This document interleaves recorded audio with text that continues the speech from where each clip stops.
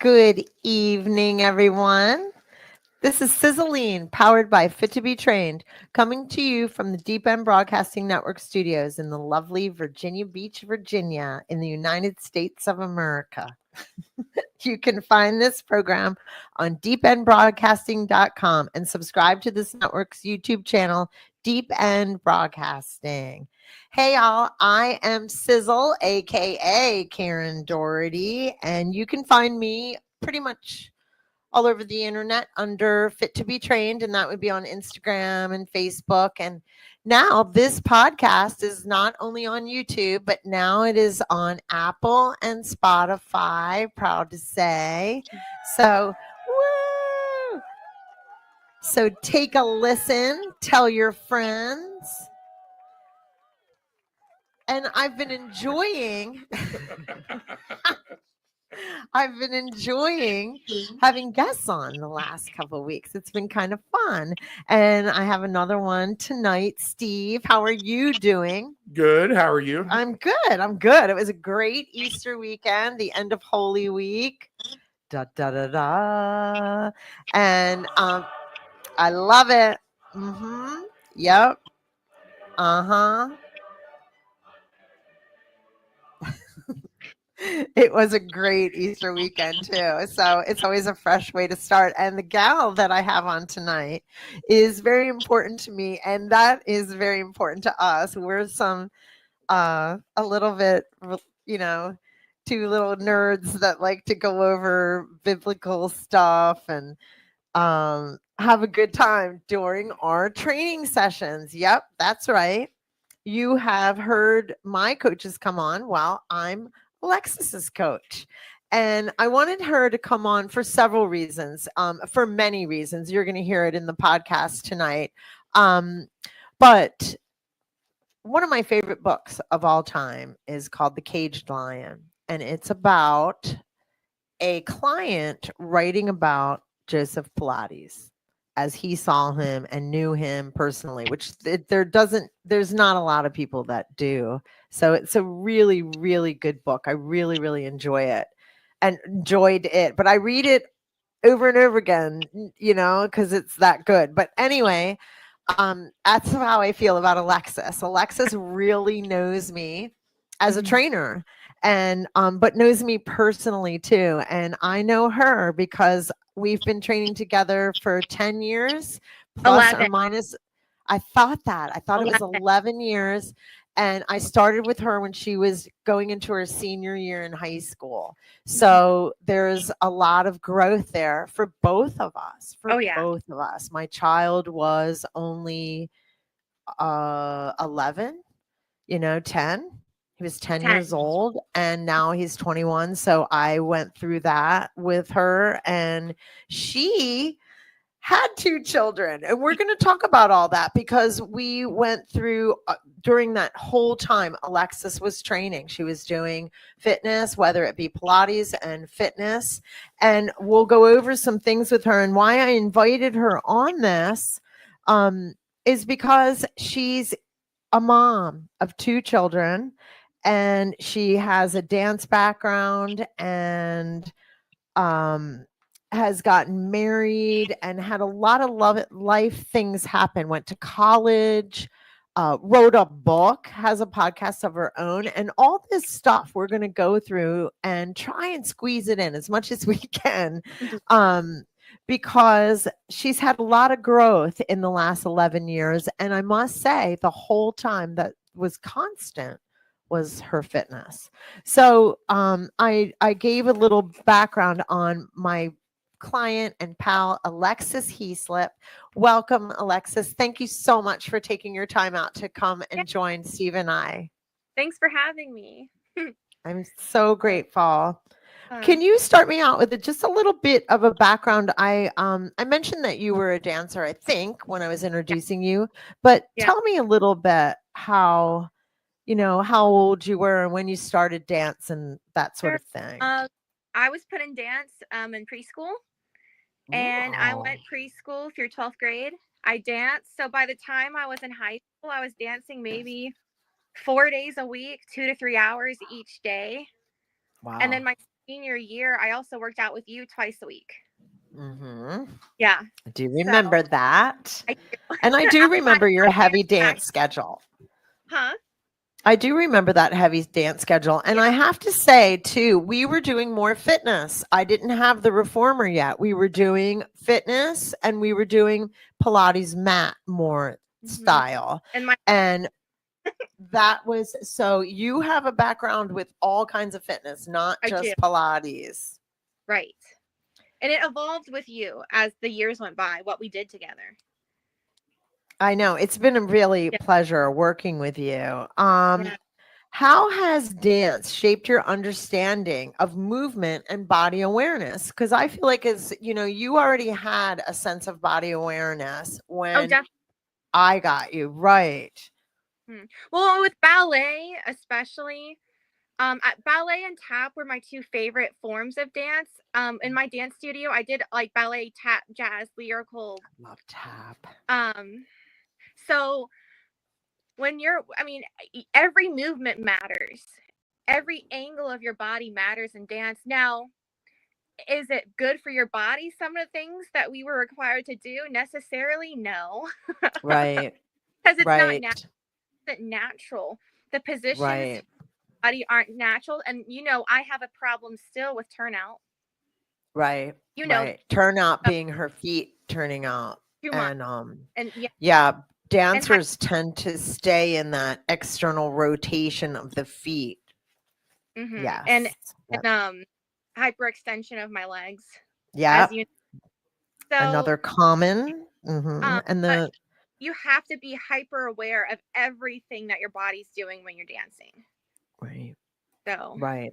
And you mentioned tap, and that's my favorite. I love it to watch it. I'm not a dancer, so when I say it's my favorite, it's not my favorite to do.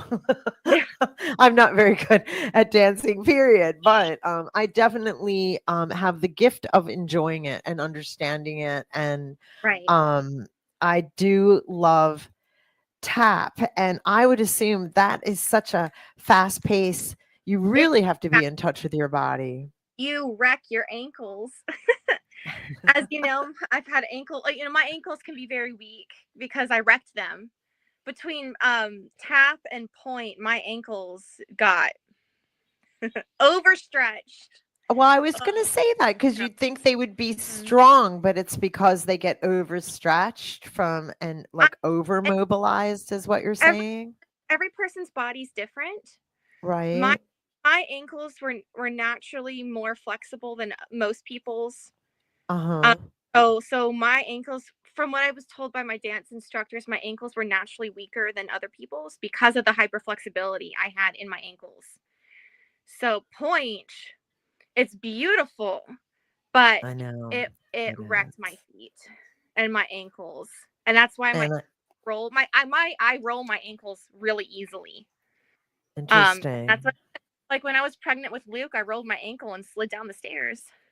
Well, do you feel that Pilates can help that? Or is it something that just once those tendons, which is true, I know that from anatomy, once tendons are stretched, they're stretched forever. They don't go back. Because the difference between dance and Pilates when it comes to ankles is that it's way more about proper alignment and control. And meaning when we're Pilates is. Right. The dancer wants the foot to be in that alignment where it's beautiful, but it's not necessarily always best for your ankle per se. Where Pilates, when you're laying on that reformer, as you know, proper foot placement is so important. And when we're doing our foot bar stuff, our feet exercises, as you remind me all the time, you get on me if I'm hyperextending. So it's the proper technique, the proper form. Right. Really does force. And the foot placement. Yeah. I mean, that's our job as the instructors is to make sure you guys, and dancers are kind of easy. They're always going to try and turn out. They always are. So you have to. And that's part of my problem is with some of the things you don't want it turned out. And I know that's one of my weaknesses. because it was ingrained in me from such a young age. Turn out, turn out, turn out, turn out, turn out. So when I have to do things parallel, I know that's like where I get lazy. Well, it says here transitioning from dance to Pilates. What drew you in? I'm kind of going to answer that for you and kind of skip over it because it's kind of a no-brainer. Dancers tend to, maybe I take that back. Tell me why dancers love Pilates so much and they excel. I think because they're perfectionists. Okay. Dancers are interesting. And Pilates, like dance. It's all about proper placement. It's all about having the right technique. It's about it's whole body movement. And I love it. I know you do, and you're good at it, and dancers do tend to be good at it. Biggest lessons from your early fitness journey. Are there any? Is there anything lessons you took away from dance early? Oh, lessons from dance? Absolutely. I know. I realized I was like, oops, that could be a rabbit hole. You're a dancer, you're forced onto stage in front of an audience. Right. So I was taught confidence. And to even forget what you're doing, just keep going. The audience isn't going to know if you know it or if you know what you're doing or not. Just especially for a solo, if you exude confidence and just keep going and you hold your head high, that's what matters. You know, so interesting. Yes. How to push yourself, because dance is athletic. Oh, absolutely. Some of the best athletes ever.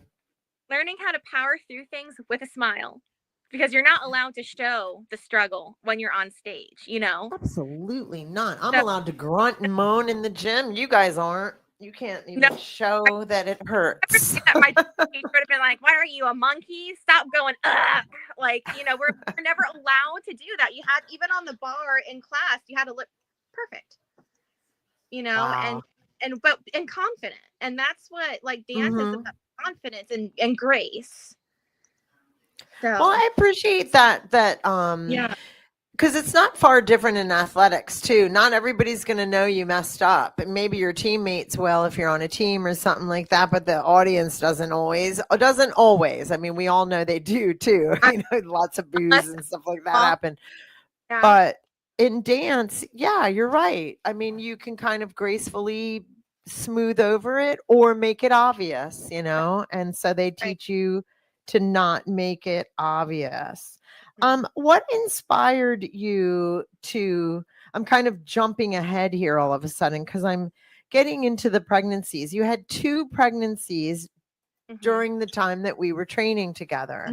And what inspired you to keep up with Pilates during pregnancy? Well, the first pregnancy was very different than the second one. Interesting, because I'm getting ready to ask that. So please tell me that. The first one was not as good. Because, you know, as you know, I was still in Fairfax at that time. And, you know, the whole situation, it wasn't a planned pregnancy, and it was very stressful. And I was so much more sick from morning sickness. It was, as you know, it was horrible. So the motivation was not there for all those reasons. For all of those reasons. And it was just a very stressful time. Yeah. And it wasn't until I moved back down to Virginia Beach when Luke was 1 that we were able to reconnect in person again. Right. And that was a healing journey. Pilates was a really healing journey for me. Right. Because that was like one of the lowest points that I've ever had in my life. So I wasn't working out like I should have been. I wasn't moving like I should have been. I was getting all in my head. And I know Satan was just attacking me horribly then. And so that was a moment where I can look and say my fitness journey was not good.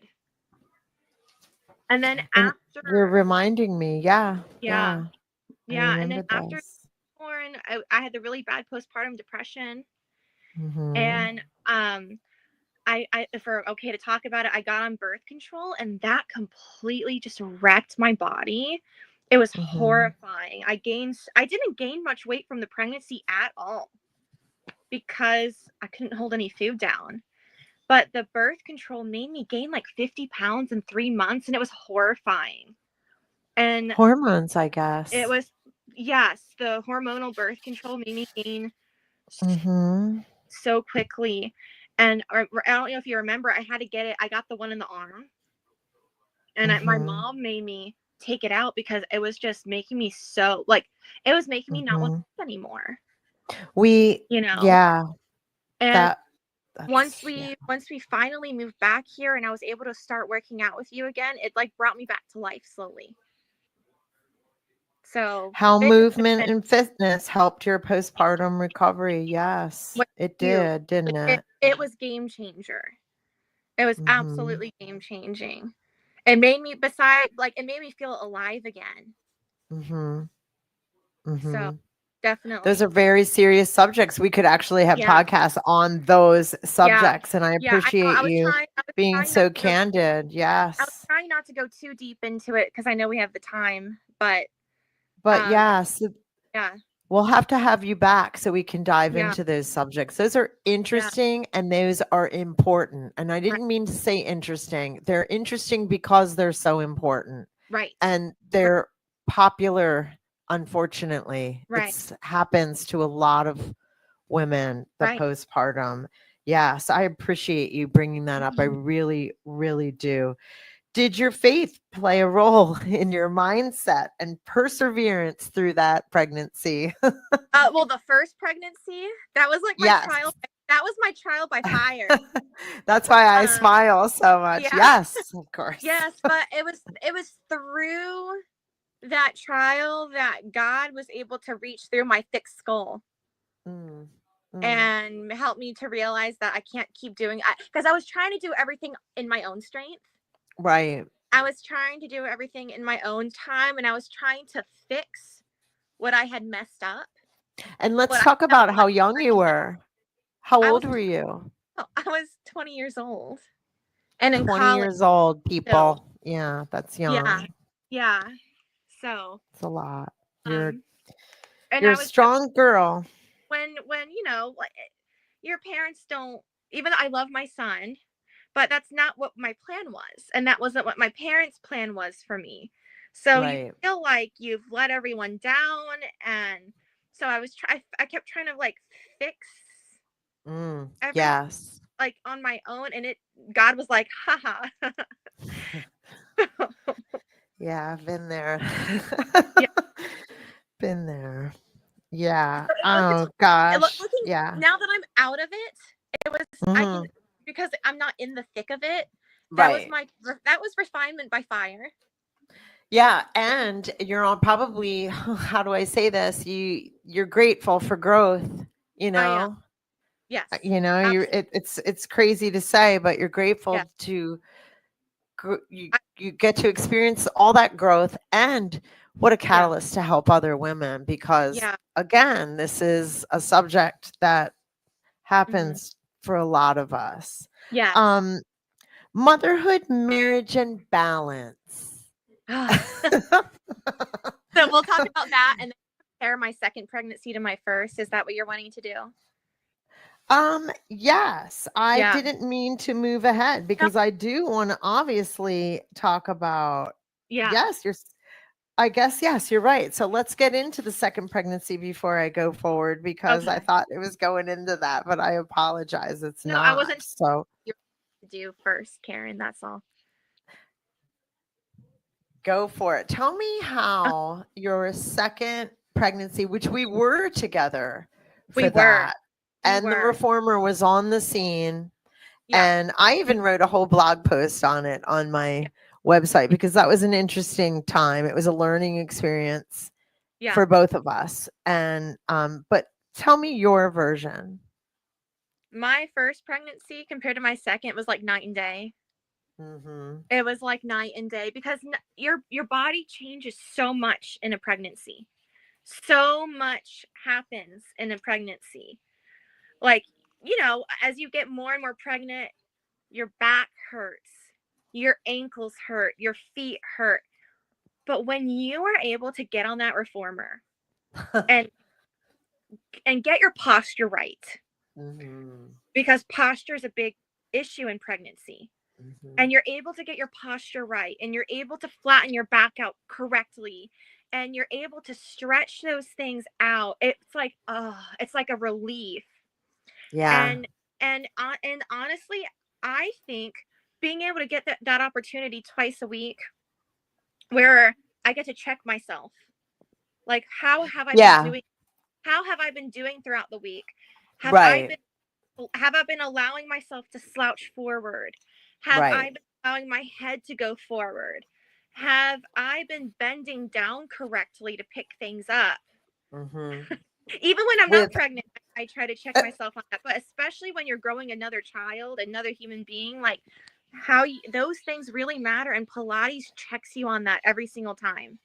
That's good. That's great. I appreciate that perspective. Truly. My body felt so much better than when it felt when I was pregnant with Luke. And it's all about it's about the mindset as well that you have, you know. And not to jump off the pregnancy part, we know that Pilates is, and I want to talk about the forward head, but then before I go there, I also want to remind everybody that Alexis and I were able to work on the reformer for the first 2 trimesters. On the 3rd trimester, things start to get a little bit different in a woman's body, and it's best for her not to lay down on her back. And some can, and some, but for me, as their instructor and trainer and coach, I usually pull them off 3rd trimester, and we start doing different kind of exercises that still help with posture, still help with essential alignment and the fundamentals and all that good stuff, moving all their joints and everything. But I do need to mention that. But moving forward, speaking of forward head, reminded, I forgot all about that because you don't have that anymore. I have a forward head. Alexis had a forward head, and I'd like to think that I don't have it anymore, but it's a very common postural alignment. Our ears are supposed to be over our shoulders. And a lot of us have a forwardness where you have to pull your face back. And Alexis, being the young woman that she was, we were able to fix it with the Pilates reformer, weren't we? Yes, it was because I sat in that office job for like a year. Yep. And you were pregnant with Colette then, weren't you? Or no? That was before Colette. Okay. It was in the between stage, but still sitting at the desk every day. Yes. From sitting in front of a computer all day. And I think you're schooling, education, and you're young enough that the cell phones were out. So, forward head syndrome was something that older adults had to deal with. And now it's gotten into our younger people. Because because I remember the iPad or the what's it called,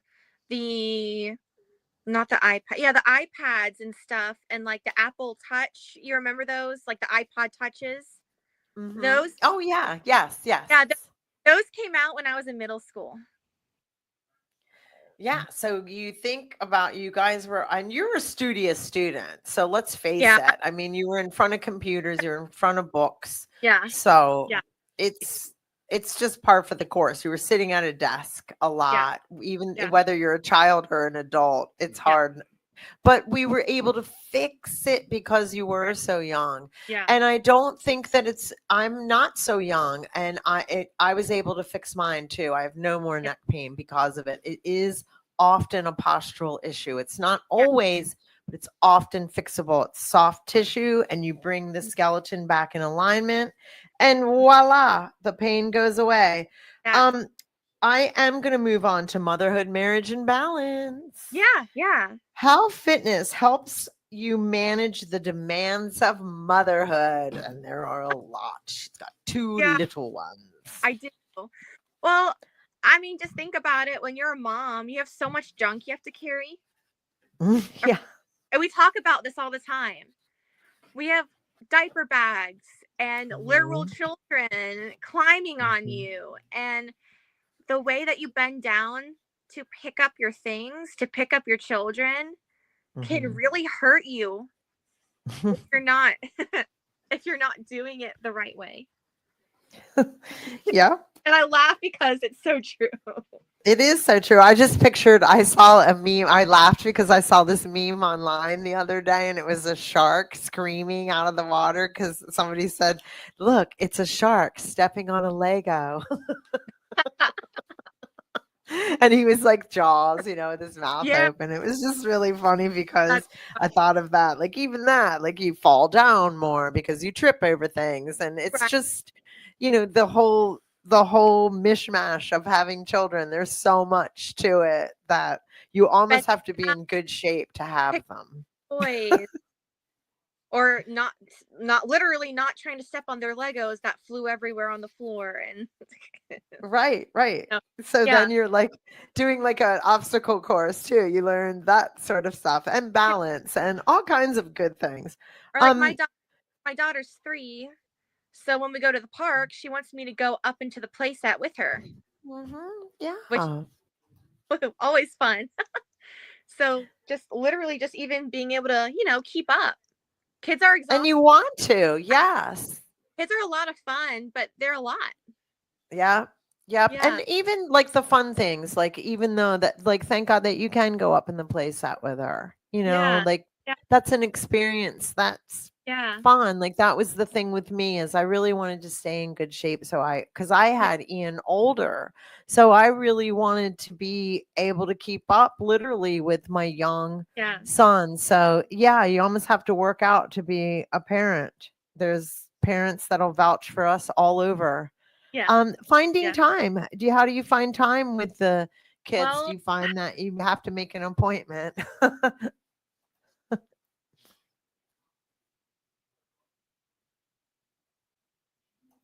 Are you there? Oh, she dropped off. She dropped off. Hold on. She dropped off. So this is what you call ad-libbing. You just talk to me now. I will talk to you. Finding the time. Finding the time with your husband and your children. Both of you guys, me and you both don't know anything about that. Sorry, I don't know what happened. There we go. That's so funny because it's called technology. Well, yeah, it's no big deal too. Because Steve goes, "Well, this is where we ad lib," and I go, "Finding time with your husband and children. This is something you and I know nothing about." I'm sorry, Karen. I don't know. No worries. Okay. Oh my goodness, it's no worries. Moving on. How does your husband support your fitness journey? My husband. Well, so how does he support it? Well, I mean, the first question, and we did drop off, so you could probably go back to that if you wanted to. Finding time. How do you find time with raising young kids, and how supportive Mac really is? Very supportive of your fitness journey, and I'm grateful for that. I'm really grateful that I have my family close by. So at this stage in my life, I'm a stay-at-home mom. And that does make it a lot easier to have flexibility in my schedule. So at this stage in my life, and my parents live down the street from you, which is really great. And my mom works from home on her. So my mom is able to watch Colette. So my son's in school. So since my son is in school, that makes it easier. So it's just my daughter I have to worry about. And so I drop my son off at school, and then I drive to my mom's house and I drop her off so she gets to play with her nanny for an hour. Right. Well, I get to work out with Karen. So and it does turn out to be such a good thing for everyone. Everyone. It's so much fun. I really do try to, in my business, reach out to families, like work. I've worked for many, many families, like not just the maybe one sibling, two siblings, maybe a mother. I Right. like when family members work out together. Right. It's important because the kids are watching. I like it when the kids come to our sessions. There's videos of Colette that. loves People it. have seen it. Yeah. Yeah. I like the children to see us doing positive things. It's just, Absolutely. I really have always condoned that. Like people are like, oh, I don't have a sitter. Can I bring the Yeah. kid? Absolutely. Absolutely. It But is then, nice that you get a yeah, break, because it, remember Luke used to come. I know, and he likes to use the TRX like a Tarzan. He was so fun though. Like remember Yeah. he was so cute. He would just I sit there know. and and Colette's so good too. But it's nice that you get a break from It is during your session. It is because nice like to have I'm childcare at the YMCA. yeah, Don't you utilize I do. that I do. too? And I think a lot of moms forget that they're more than just a mom, they're a person too. And Mhm. having that time for yourself is so important to fill your own cup up. Mhm. That way you can be more Absolutely. present for your kids. And it's so easier Absolutely. said than done for a lot of women. Mhm. But it's Yes, really, really important. I agree. Yeah. Um, Obviously the mental and emotional benefits of staying active. Do you Mhm. have anything you want to add on to that? Well, I think it really it just helps with your whole mental mindset. It makes I like even when I'm not feeling good or I'm like, oh, Right. I don't want to go today. The second I get to your house and I walk into the gym, I'm like, I need it to be here. And Right. like by the time we're finished, I'm like, wait a minute, our hour's already up. I'm not ready to be done yet. Right. You know? And you usually feel better. And if you don't, you Yeah. don't. But I mean, Yeah. most of the That's Yeah. time. that I do. Yeah. It's the same exact thing with me. Yeah. That's the same exact mindset I Yeah. usually have. And then the rest of my day, I feel so much more productive. Mm-hmm. And I get more stuff done around the house, which you and I both hate cleaning. But I know. But I feel more motivated after working out to go clean my Mm-hmm. house. Yeah, that's how mine Yeah. gets cleaned too. I know. Yeah. Like I have to Yeah. mentally yeah, that's not my favorite chore either. And yeah, so you almost have to work out to get the endorphins to get Yes. that done, right? Yeah. Something that you Yeah. don't want to do. Um Absolutely.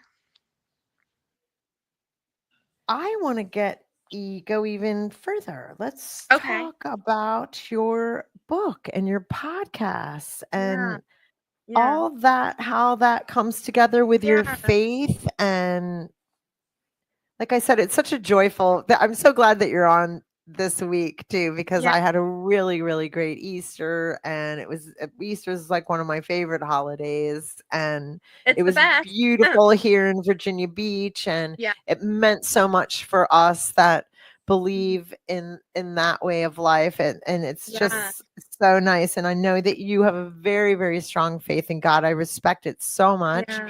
And I learn a lot from you, Alexis. You have a lot of Oh, knowledge for a young woman. It's a thank you.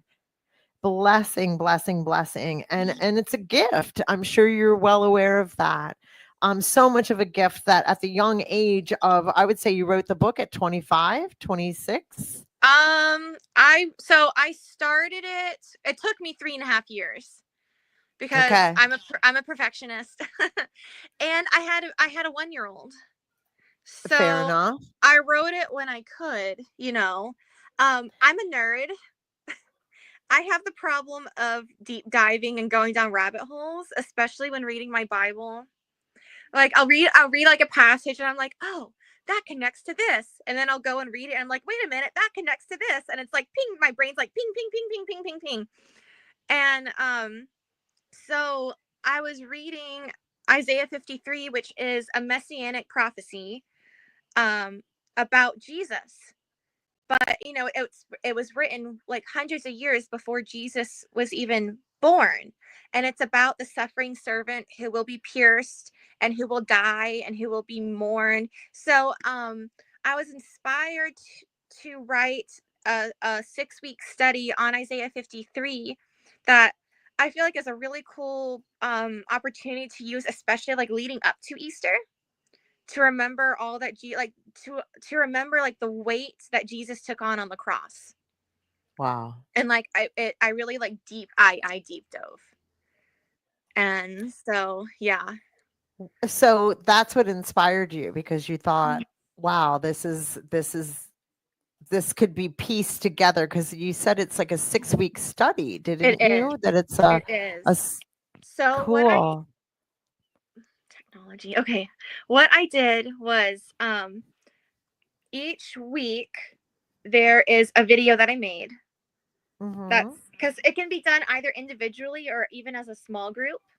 Right. So it's good for like a Bible study. It is. Good.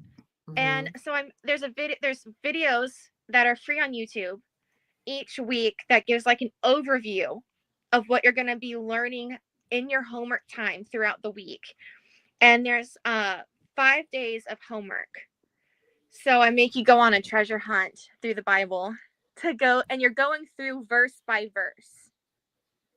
So each week it sounds so interesting for someone like me that struggles with, because we laugh about this kind of stuff, because yes, you are the girl that goes into the Bible and digs deep, and I'm the girl that's like, oh my God, it like hurts my head to even think about it. Like, so I'm lucky to have friends like yourself that I can go to, and then through study, and that's how I get my education. I can't read it like you can. So it sounds like this is a kind of helping hand for someone like me that needs to have kind of like a guide to get you through this. Yeah, cool. Yeah, that's needed for girls like me. Yeah, and that's what really started was my book, and then I started my Instagram page.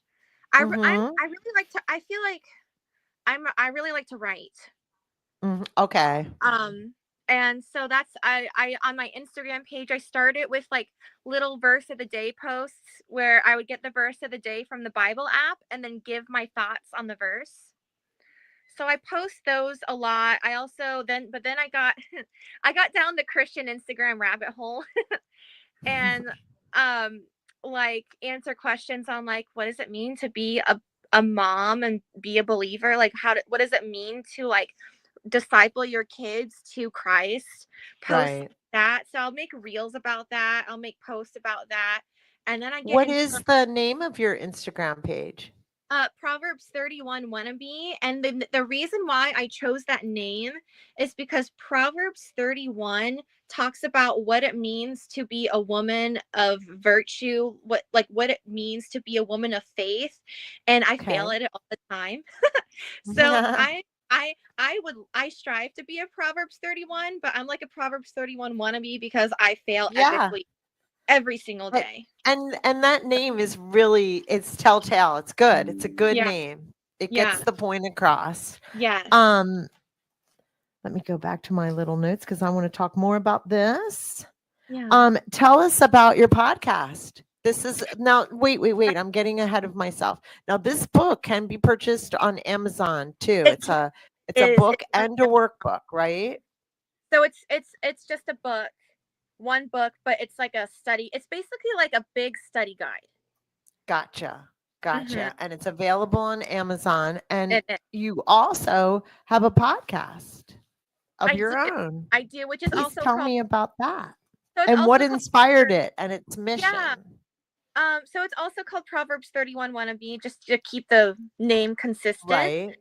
And what started it was, people would like put in my Instagram, like they wanted to learn more than just a little snippet from an Instagram post. They would have questions like, oh, I posted about women in the Bible. So one of my earlier series that I made on my podcast was I did a deep dive series on women in the Bible, and we explored each woman in the Bible, and so that way it could be a longer form content, right, to go along with things that I would post in short form content on my Instagram. Smart. And then another series that I did was, it's called Connecting the Dots, Messianic Prophecy. So it's like connecting the dots from Old Testament to New Testament. What is because messianic? What does that mean? so there's in the Old Testament, there's the prophets, Mhm. and there's all of these signs in the Old Testament that point to Christ as our Messiah. And there's all Oh, these prophecies. but And he's not here yet. before Jesus came in his physical body, Gotcha. there are Got all it. different prophecies that God gave to us. Like in Zechariah, it says he's going to come riding into Jerusalem on a donkey. It literally says that. So there's all of these amazing prophecies. And as a believer in Christ, I think it's undeniable. So Cool. it was a 16-part series I did where She and I could dives have deep dive, she said. I could so I could have kept going, honestly, because there's over 3,000 Old Testament prophecies that point to Jesus. And so what I did was I went through them, and I talked about, and I literally went through as Well, many it as sounds I like could. it's a little bit of a history lesson too, It because if you think is, it about all is. this stuff is really a historical story. Yeah. And So yes. Alexis has a lot of knowledge of this particular Mhm. story, Mhm. however anybody wants to look at it. And when I say Yeah. story, I'm not saying that I don't believe in it. Yeah.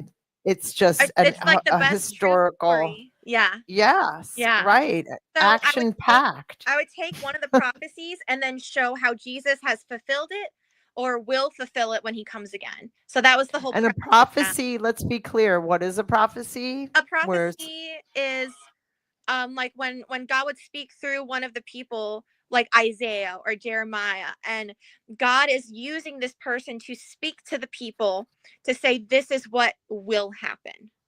got it. Got Mhm. it. Mhm. Well, then rather than a formal theological discussion, we'll share how your devotion keeps you motivated in wellness. Oh yeah. Well, the Paul writes in the New Testament that our body is a temple to the Lord. Right. I knew you were going to say that. I didn't know Yeah. it was Paul, though. Yes. Our body is a temple to the Lord, and when you look, I'm gonna try not to go down too far of a rabbit hole, but when you look back in the Old Testament, what is the temple? The temple is the holy dwelling place of God, right? Mhm. And we, as believers in Jesus, have the Holy Spirit indwelling in us. Mhm. And the temple was a place of honor. It was a place of prestige. It was a holy place of worship. Right. And it should be treated like a palace, right? So, since we have the Holy Spirit indwelling in us, we should be treating our bodies that is created by God with love and respect, and we should be treating it like a gift. God, you're checking me hard right Yeah, now. I'm like, oh I my know. God, I did And slip it's and have an easier said energy than drink today. and it's easier said than done. Oh, I know, I I like know, I chocolate. know. I like But it ice cream, does make you you think, know? because it is truth, and I appreciate you bringing that. I mean, Yeah. that is written, it And is written. also God in the Old Testament gave dietary laws for a reason, True, because true. he was like the things that he told the Israelites not to eat, they're pretty gross and unhealthy anyway. Like I like scallops, but and shrimp and lobster, but at the end of the day, they're bottom feeders. Right, They eat true, the yuck of the ocean. Pigs are true. when you start to read into it, pigs are kind of disgusting. Like how their digestive system works and Yeah, stuff. they They're really gross. are. So God gave the people of Israel, even though they didn't understand necessarily why, he gave the people instructions for what's clean and unclean for a reason.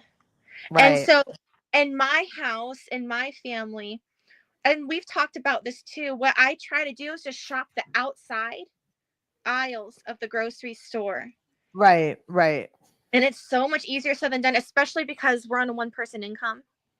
right, And so struggle can be real. It right. should, Especially now, unfortunately, the grocery store, it's hard to go Yeah, it's hard to go Oh, inside the door. I understand that I'm myself. for- Yeah. I'm cooking. Yeah. I'm cooking for 4. Right. I'm cooking Right. for 4 people. So, Right.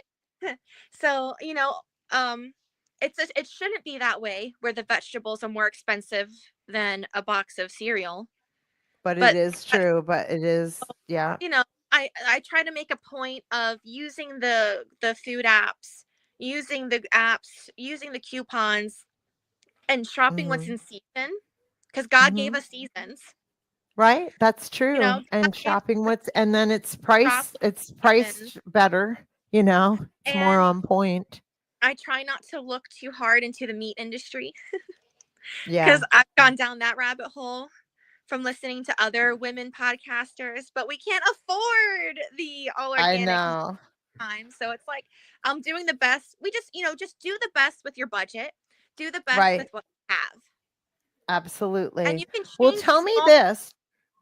Do you have any upcoming projects, or how can our listeners follow you, Alexis? Yeah. Find me on Instagram and Facebook. And Mhm. I am wanting to relaunch my podcast because when you're a parent, life happens. I've had Right. to prioritize my kids and not my Well, podcast for the past year. Of course, Yeah, and it sounds like you yeah, had a lot of I episodes under do. your belt, so they can I always catch I up. do. And I have a lot of ideas that I'm wanting. I have a whole series in my head of what I want to do. Do you have a? So I want to relaunch it soon. Well, good. Well, There's like biblical themes. Like there's the whole theme of light versus darkness in the Bible that I really feel, especially in the times that we are living in, that I feel like is so critical to dive into at this point. So when yeah. I have the guts to relaunch my podcast, and I've already like dug into so many verses on it, so I'm prepared Well, for when I that'll do. be something that we'll be able to look forward to in the future. Yeah. And I would love to have you on again, because we had so many subjects that we were only able to glaze over today. Deep subjects and very good, good. Yeah. So, Yeah. how do I close this out with an opening? I would like to hopefully invite you again in the future so we could talk about more of those things that we talked about with the pregnancy and stuff like that. Absolutely. And I really enjoyed having you on tonight and appreciate you so much coming and taking your time out and spending time here on the Sizzling Show.